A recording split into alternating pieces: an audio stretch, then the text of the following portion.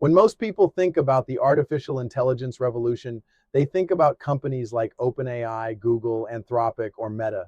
They imagine that whoever builds the smartest AI model will inevitably dominate the future. It sounds obvious. History suggests otherwise, because technological revolutions are almost never won by the people who invent the technology. They're won by the people who build the systems around it. The California gold rush created thousands of miners, but the people who made lasting fortunes often sold the tools, built the railroads, financed the businesses, and supplied the growing cities. The internet created millions of websites, but the companies that ultimately defined the digital economy weren't simply the ones with the best websites. They were the ones that controlled search, cloud computing, digital advertising, logistics, and global infrastructure. Artificial intelligence is following the same pattern, yet almost everyone is looking in the wrong direction. Every week, headlines celebrate a new chatbot, a larger language model, a higher benchmark score, a more realistic AI video, but those headlines focus on the visible competition. History is usually shaped by the invisible one. The real race isn't happening between AI models, it's happening beneath them. And that's the story almost nobody is paying attention to. To understand why, we need to stop thinking about AI as software. Instead, think of it as infrastructure.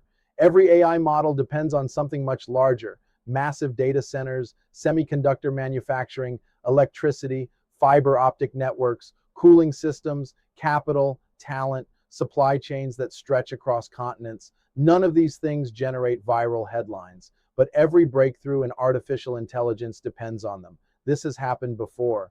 During the Industrial Revolution, people admired the steam engine.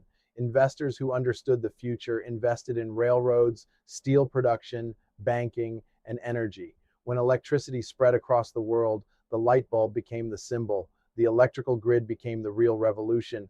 The same pattern repeated with the internet. Search engines became important.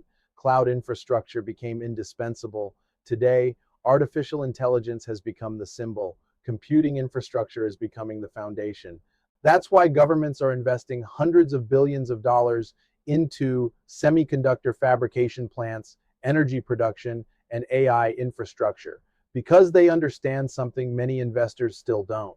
The companies selling intelligence may become valuable. The companies enabling intelligence may become indispensable. This changes the question every entrepreneur, investor, and policymaker should be asking. Instead of asking, which AI model will win, we should ask, who owns the ecosystem that every AI model depends on? Because ecosystems outlast products. Products become obsolete. Infrastructure becomes essential. Think about electricity again. Nobody remembers every company that manufactured light bulbs a century ago, but the companies that built electrical networks transformed entire economies. The same logic applies today. Artificial intelligence is rapidly becoming a utility, like electricity, like the internet, like cloud computing.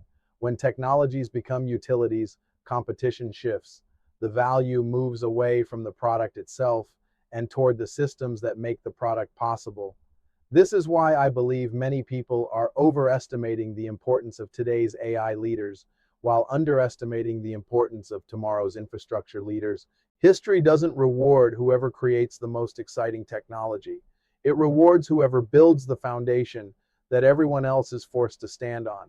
And if that's true, then the biggest winners of the AI revolution may not be the companies dominating today's headlines. They may be the companies you've barely noticed at all. But there's an even bigger implication. Because if infrastructure determines who wins the AI revolution, then this is no longer just a story about companies. It's a story about countries. Think about what artificial intelligence actually needs. It needs enormous amounts of electricity, advanced semiconductor factories, highly skilled engineers, reliable supply chains, massive financial investment, political stability. These aren't things that can be created overnight.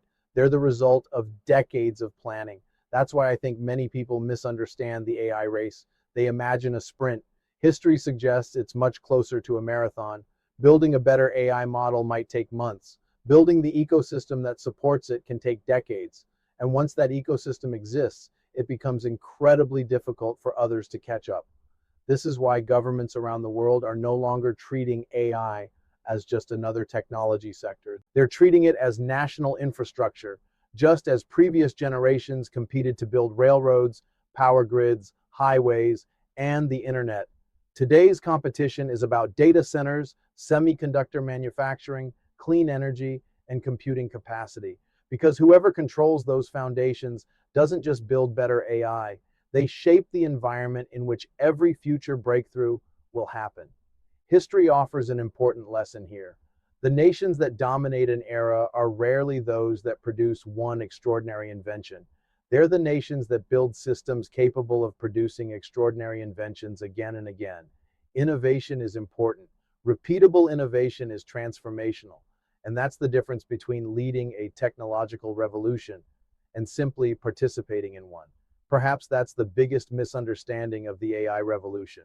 People are watching products, governments are building ecosystems, investors are chasing headlines. History is quietly rewarding foundations. The companies making today's news may not be the companies that define the next 20 years, but the organizations building the infrastructure beneath this revolution will influence every industry built on top of it.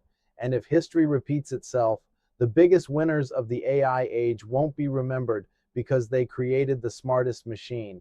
They'll be remembered because they built the world that made those machines possible.